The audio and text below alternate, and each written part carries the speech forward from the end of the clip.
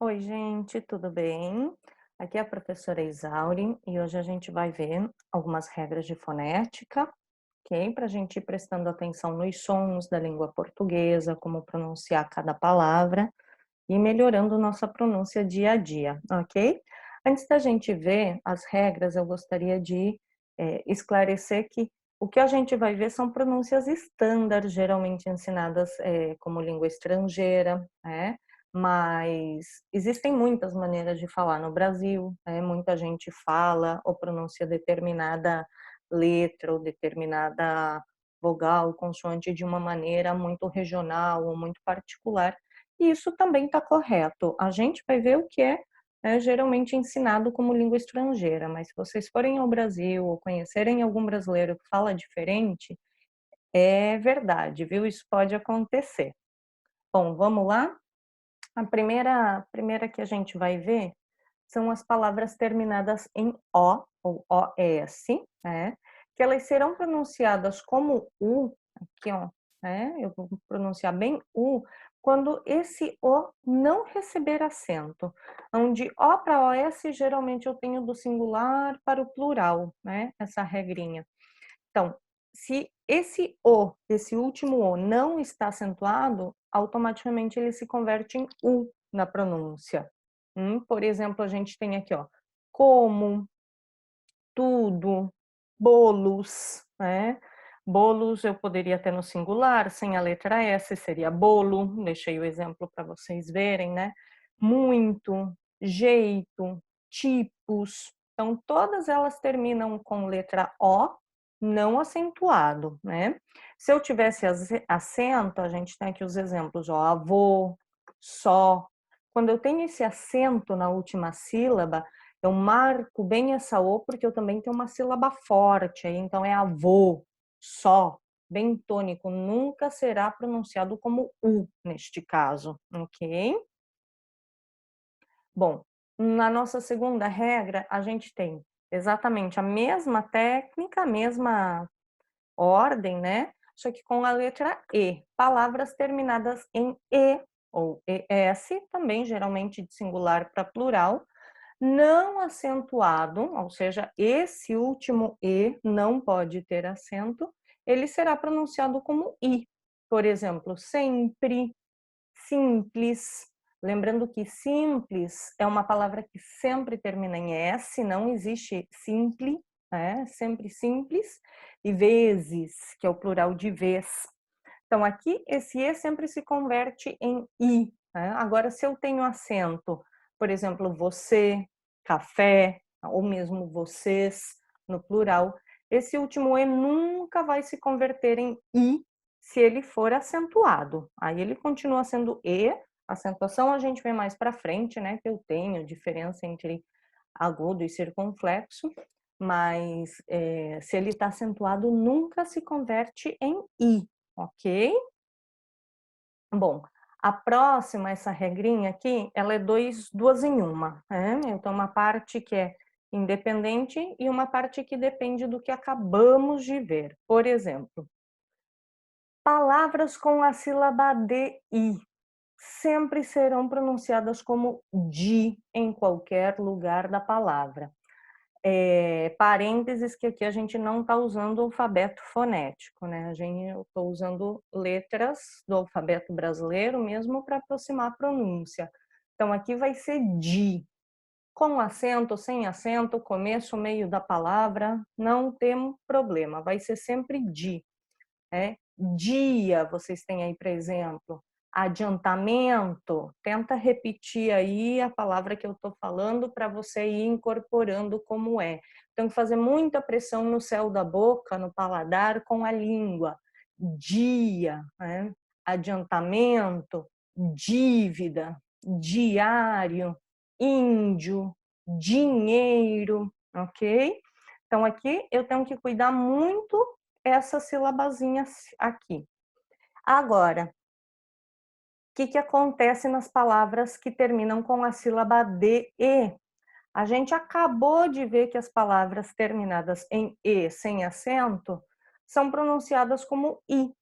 Então, quando eu tenho a sílaba DE, automaticamente no final eu tenho DI. Então, para as palavras terminadas com sílaba DE, eu vou pronunciar DI sempre, né? Pouquíssimas têm acento nesse contexto, pode acontecer, mas a sílaba DE final, sem acento, vai ser sempre pronunciada como DI. Por exemplo, tarde, conde, onde, parede, cidades, ok? Então, aqui sempre de também. E com TI, a gente vai ter exatamente a mesma coisa, só que, né, com a sílaba de T, a formação do T. Mas é a mesma dinâmica da que a gente acabou de ver com DI. Palavras com a sílaba TI sempre serão pronunciadas como TI.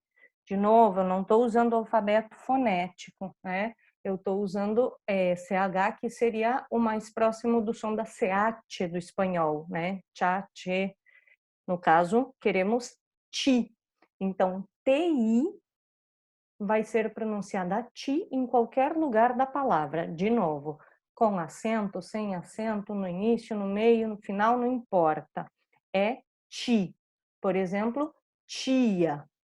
Antibiótico, ó, aqui eu tenho duas, palavra bonita. Você continua repetindo aí em casa para ir praticando. Íntimo, tipo, título, ó, aqui tem acento e não importa, eu pronuncio ti igual. E vai acontecer de novo o que aconteceu na regra anterior. Se eu tenho palavras terminadas em e, ele vai ser pronunciado como i, então a minha última sílaba te vai ser pronunciada ti também. Então aí a gente tem de exemplo dente, né? Sente, de sentir aqui, verbos, isso vai acontecer muito em verbos, pente e contente. Ó, repara que aqui eu tenho duas, eu tenho TE no meio da palavra e eu tenho TE no final. Essa aqui justamente não muda, eu só mudo a pronúncia da que está no final, contente.